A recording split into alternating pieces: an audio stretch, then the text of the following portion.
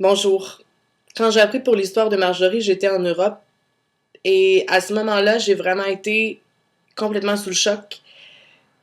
Je sais que c'est pas la première qui fait quelque chose comme ça, mais son histoire m'a vraiment touchée. J'avais l'impression que c'était plus proche de moi.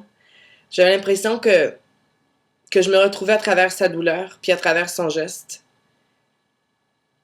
Je vais vous lire un passage de mon livre qui m'a rappelé un peu la détresse de Marjorie. Je peux pas parler pour elle, je la connais pas. Je connais pas son histoire. Sauf que le problème que dans l'école de Marjorie, c'est le problème que j'avais moi aussi dans mon école il y a même pas 5 ans. C'est un problème qui est dans toutes les écoles à travers le monde. J'ai enlevé mes vêtements et en quelques minutes, je laissais complètement mon corps être envahi par la chaleur. Aussitôt au chaud, je fermais les yeux, j'avais terriblement mal. Ensuite, je laissais l'eau couler sur mes jambes.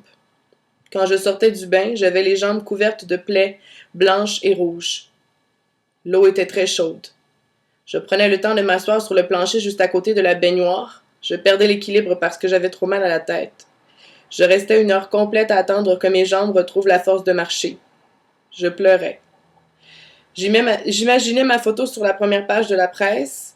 J'imaginais qu'on apprenait ma mort dans mon bain. Je rêvais des réactions de mes agresseurs à la suite de ma mort.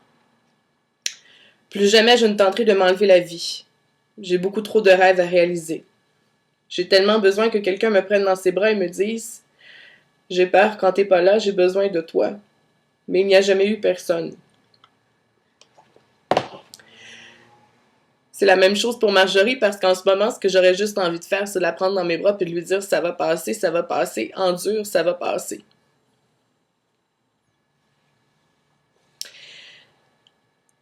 L'intimidation, c'est assez.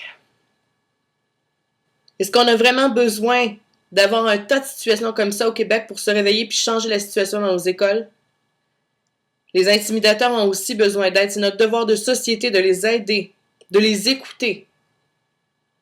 Et c'est aussi notre devoir de société de dénoncer des situations comme celle-là, de ne pas faire comme si on était aveugle lorsqu'on envoie des situations comme ça. À 20 ans, on ne sait même pas encore c'est quoi la vie. Je ne sais même pas encore moi à 20 ans c'est quoi la vie. Imaginez Marjorie à 15 ans. L'intimidation, ça finit là.